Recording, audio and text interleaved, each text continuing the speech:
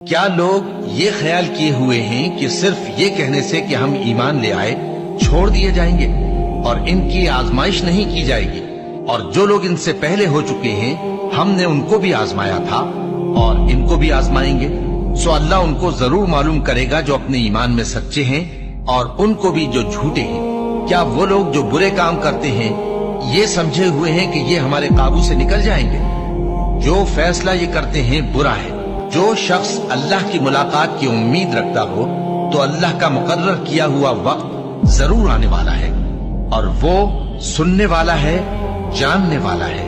اور ہم کسی قدر خوف اور بھوک اور مال اور جانوں اور میووں کے نقصان سے تمہاری آزمائش کریں گے، اور صبر کرنے والوں کو بشارت سنا دو کہ ان لوگوں پر جب کوئی مصیبت واقع ہوتی ہے تو کہتے ہیں کہ ہم اللہ ہی کا مال ہیں اور اسی کی طرف لوٹ کر جانے والے ہیں۔ یہی لوگ ہیں جن پر ان کے پروردگار کی عنایتیں ہیں اور خصوصی رحمت بھی ہے، اور یہی سیدھے رستے پر ہیں۔ اور اے پیغمبر، ہم نے تم سے پہلے کسی آدمی کو بقائے دوام نہیں بخشا، بھلا اگر تم مر جاؤ تو کیا یہ لوگ ہمیشہ رہیں گے؟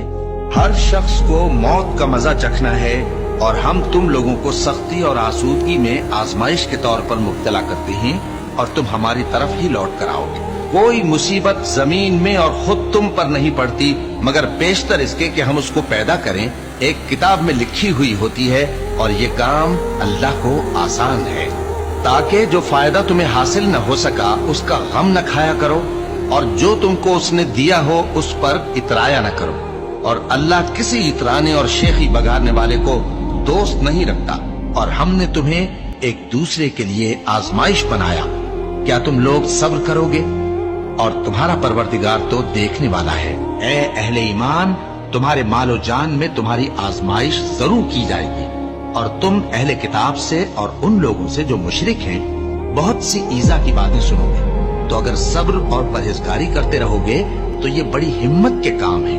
کیا یہ دیکھتے نہیں کہ یہ ہر سال 1 یا 2 بار بلا میں پھنسا دیے جاتے ہیں، پھر بھی توبہ نہیں کرتے اور نہ نصیحت حاصل کرتے ہیں؟